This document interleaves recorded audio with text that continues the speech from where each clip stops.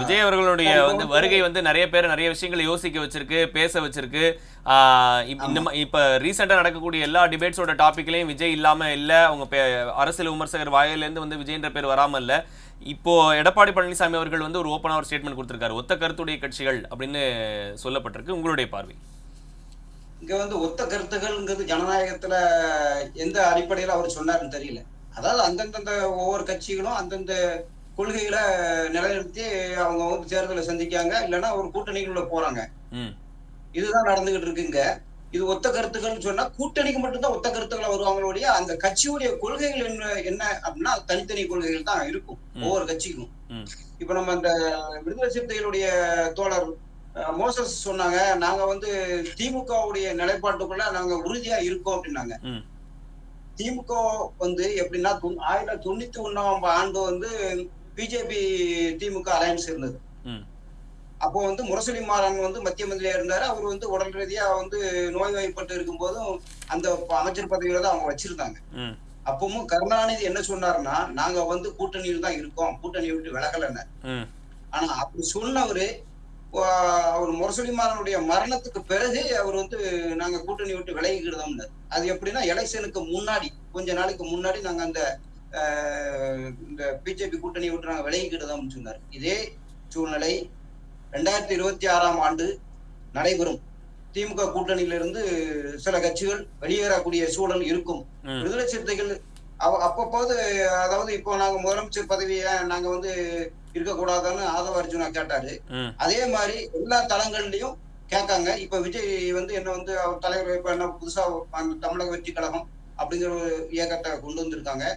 இது இன்னைய புது வாக்காளர்கள் மத்தியில ஒரு பாசிட்டிவ் பாயிண்டா பார்க்கப்படுது.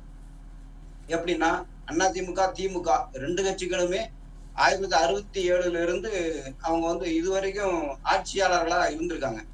இந்த ஆட்சியாளர் போது 1972ல நம்ம புதுக்கோட்டை செல்வம் சொன்ன மாதிரி 1972ல எம்ஜிஆர் அந்த இயக்கத்தை திமுகவுல இருந்து நிதி அந்த பொருளாதார இருந்து வெளியேறும் போது என்ன குற்றச்சாட்டு வச்சு அவர் வெளியே தள்ளாரு கருணாநிதி. ஆனா அவர் 6 மாசத்துல திண்டுக்கல்ல அவருடைய பலத்தை நிரூபிச்சாரு.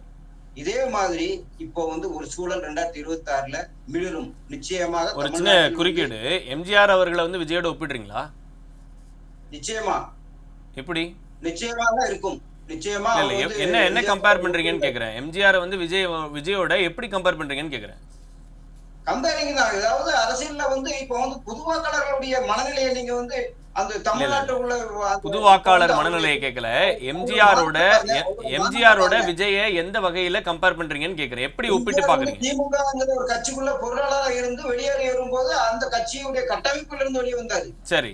ஆனா இப்போ தமிழக வெற்றி கழகத்தினுடைய தலைவர் அவர் புது கட்டமைப்புக்குள்ள இருந்து தமிழ்நாட்டு மக்களை நோக்கி பயணிக்கிறாரு. சரி. இது நீங்க வாங்க அப்படிங்கறத இன்னைக்கு எல்லாருமே வரவேற்கக்கூடிய ஒரு சூழல். எல்லாரும் கேள்வி எழுப்புறது என்னன்னா, எம்ஜிஆர் அவர்களுக்கு அந்த 20 ஆண்டு காலம் திமுகவுல அனுபவம் இருந்துச்சு, கீழே கட்சி கட்டமைப்பு எப்படி நடத்தணும், அவங்களுக்கு அட்வைஸ் பண்றதுக்கு பொலிட்டிக்கலா ஆள் இருந்தாங்க அப்படின்னு இருந்துச்சு. இன்னைக்கு விஜய்க்கு அது இருக்கா? இவருக்கு அனுபவங்கள் பார்வையாளராக இருந்த ஒரு அனுபவம் இருக்கு. நிச்சயமா இந்த அரசியல்ல ஒரு பெரும் மாற்றத்தை கொண்டு வருவாங்க. இப்ப விடுதலை சிறுத்தைகள் ஒரு கம்பெனி சொன்ன 1999ஆம் ஆண்டு கருணாநிதி கடைசி காலகட்டம் வரைக்கும் இருந்துட்டு நாங்க வெளியேறோம்னு சொல்லும் போது அதே சூழல்ல விடுதலை சிறுத்தைகள் சொல்லுதா இல்லையான்னு மட்டும் பாருங்க. சொல்லுவாங்க, நிச்சயமா சொல்லுவாங்க. ஆனா திருமாவளவன் அவர்கள் இப்போதைக்கு அந்த கூட்டணியில நாங்க சகித்து கொண்டுதான் பயணிக்கிறோம் என்று இப்போது சில நாட்களுக்கு முன்னாக அந்த ஸ்டேட்மெண்ட சொல்லியிருக்காங்க. அண்ணன் திருமாவளவன் சொன்னாங்க, சகித்துக் கொண்டு திமுக கூட்டணியில பயணிக்கிறோம்னு சொல்லியிருக்காரு. என்ன சார்? இல்ல சகித்துக் கொண்டு பயணிக்கிறோம்னு என்னைக்கு சொன்னாரு திருமாவளவன்? சொல்லியிருக்காரு. நாங்க மொத்தமா அப்படி பொதுவா பேசக்கூடாதுல்ல, என்னைக்கு சொன்னாருன்னு நம்ம சொல்லணும். இப்போ சில நாட்களுக்கு முன்பாகவே அவர் சொல்லியிருக்காரு. அதாவது திமுகவுல நாங்க திமுகவுல முரண் இருக்கு அப்படின்றத இவங்களே ஒத்துக்கிட்டாங்க. ஆனா அவங்க சகிச்சுக்கிட்டு தான் நாங்க அந்த கூட்டணியில இருக்கிறோன்ற வார்த்தையை எங்கேயுமே சொல்லல. இப்போ அண்ணன் சொன்னது நான் சில நாளேடுகள்ல நான் படிச்சிருக்கேன். சரி. நாங்க மத்திய எந்த நாளேடுல படிச்சீங்க, எந்த விஷயத்துல சொன்னாங்க சொல்லுங்க. நீங்க ஒரு விவாதத்துல பேசுறீங்க, ஒரு கட்சி மீது ஒரு விஷயத்தை சொல்றீங்க. நான் அந்த கட்சியுடைய பிரதிநிதியா அங்க இருக்கிறேன். நீங்க எந்த நாளிதழ்ல படிச்சீங்க, எந்த இஷ்யூல பேசினாருன்றத சொல்லுங்க. அப்படி சொல்லலன்னா இது 19 அதாவது எல்லா மீடியாக்கள்லயும் அவர் சொன்னது அந்த கருத்துக்கள் வந்து பதிவு செய்யப்பட்டிருக்கு. என்ன கருத்து பதிவு சொல்லியிருக்காரு. இல்ல சகிச்சுக்கிட்டு நாங்க வந்து அந்த திமுக கூட்டணியில தான் இருக்கிறோம் அப்படின்னு வந்து சொல்லியிருந்தா அது பெரிய பொலிட்டிக்கல் டர்ன் ஆயிருக்கும் சார். அவர் முரண் இருக்கு எங்களுக்கு, அந்த முரணை நாங்க எதிர்த்து குரல் கொடுத்துக்கிட்டே இருப்போம்ன்றதுதான் அவங்க வந்து ஸ்டேட்மெண்ட் வைக்கிறாங்க. மதம் சார்ந்த அரசியல் எதிர்ப்பதற்காக நாங்கள் சகித்துக் கொண்டிருக்கிறோம் என்று அந்த வார்த்தையை பதிந்துதான் சொன்னார். அது எங்க இருக்கு அப்படின்றது பாப்போம். சொல்லுங்க. இருக்கு. 99ஆம் ஆண்டு அந்த பேட்டுக்கு பிறகு 2006ல தொங்கு அமைச்சரவை தான் திமுக அமைக்க முடிஞ்சிச்சு. அப்போ வந்து கூட்டணியில வந்து காங்கிரஸ் கட்சி எல்லாம் இருந்தாங்க. அப்ப எங்களுக்கு ஆட்சியில் அதிகாரம் பங்குன்னு கேட்டிருந்தீங்கன்னா கொடுத்து அவங்க கேட்டாங்க, இவங்க கொடுக்க மாட்டோம்னாங்க. சரி, இப்போ விஜய் அவர்கள் என்ன சொல்றாருன்னா, நாங்கள் வந்து ஆட்சிக்கு வந்தால் நிச்சயமாக கூட்டணியில் உள்ள அத்தனை கட்சிகளுக்கும் நாங்கள் அதிகார நுகர்வுகளை பகிர்ந்தளிப்போம். அதிகார நுகர்வு என்ன, கூட்டணி வந்து அந்த காலகட்ட தேர்தலுக்கு மட்டும் கூட்டணி கிடையாது. அந்த அந்த ஆட்சியை கட்டமைச்சு அந்த நாற்காலிய வந்து எந்த முதலமைச்சர் எடப்பாடியா ஸ்டாலினா அப்படின்னு அந்த நாற்காலியில உட்கார வைக்கும் போது உட்கார வச்சுட்டு இவங்களுடைய கடமை வெளியே முடிச்சு போச்சுன்னு நினைக்க கூடாது. அதத்தான் என்ன சொல்றாரு விஜய், என்ன சொல்றாரு, நீங்க வந்து நாற்காலி முதலமைச்சர் நாற்காலியை என்னிடம் கொடுத்தாலும் ஆட்சியில் அதிகாரத்தில் பங்கு நிச்சயமாக கொடுப்போம் என்று சொன்னது ஒரு பெரிய ஒரு அதிர்வலையை தமிழ்நாட்டில் உருவாக்கி. சரி, அதான் எடப்பாடி பழனிசாமி வந்து சொல்றாரு விஜய் விமர்சிக்காதீங்க அப்படின்னு சொன்னதா ஒரு தகவல் இருந்தது. அது நீங்க கேள்விப்பட்டீங்களா? ஆமா, நீ விஜய் விமர்சிக்க வேண்டாம் என்று அது இப்ப கடந்த சில நாட்கள் முன்பாக நடந்த. ஏன் அவங்க அப்படி சொல்லுங்க? அது வந்து அவரு வளவீசி பார்த்தாரு, ஏதாவது கிடைக்குமா, மீன் கிடைக்குமா அல்லது மீன் முதல்ல கிடைக்குமான்னு அவர் வந்து வளவீசி பார்க்காரு.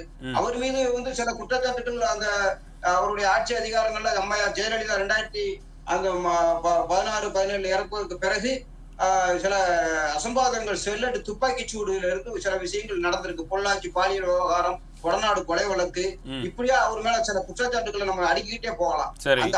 அந்த அந்த குற்றச்சாட்டுகளை தமிழ்நாட்டுடைய வாக்காளர்கள் தங்களுடைய மனநிலையில் வைத்து 2021 அவரை தோற்கடித்தார்கள். ஆனாலும் 75 சீட்டு நாங்கள் அந்த அதிமுக வந்து கிடைச்சிருக்கு.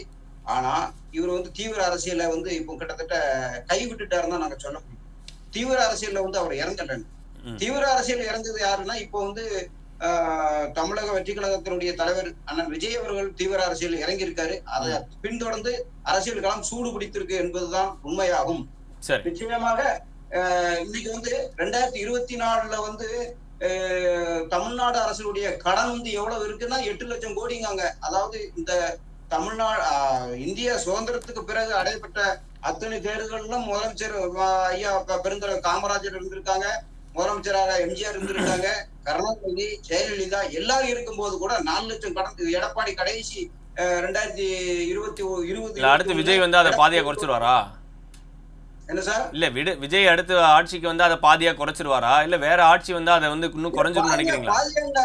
சில திட்டங்களை வகுத்து வச்சிருப்பாங்க. அதாவது ஒரு அரசியல்ல வந்து அரசியல் கட்சியை வந்து மக்கள் எதிர்பார்க்காங்கன்னா சில திட்டங்களை இப்போ ஒரு திட்டம்னா என்னன்னா, நான் கூட்டணி ஆட்சியில பங்குங்கிறது ஒரு அது ஒரு கொள்கை தான்.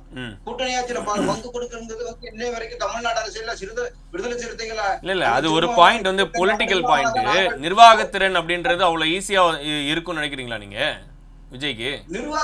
நிர்வாகத்திறனை எல்லாருமே நிர்வாகத்திறன்ல இருந்து வந்து துணை முதலமைச்சரா உதயநிதியை வந்து முதலமைச்சர் வந்து தன்னுடைய பையனை வச்சிருக்காரு. அவரு என்ன நிர்வாகத்திறன் அவ்வளவு தெரிஞ்சாலா? அதாவது அவர் வந்து அரசியல் சுத்தி எத்தனை பேர் இருக்காங்க,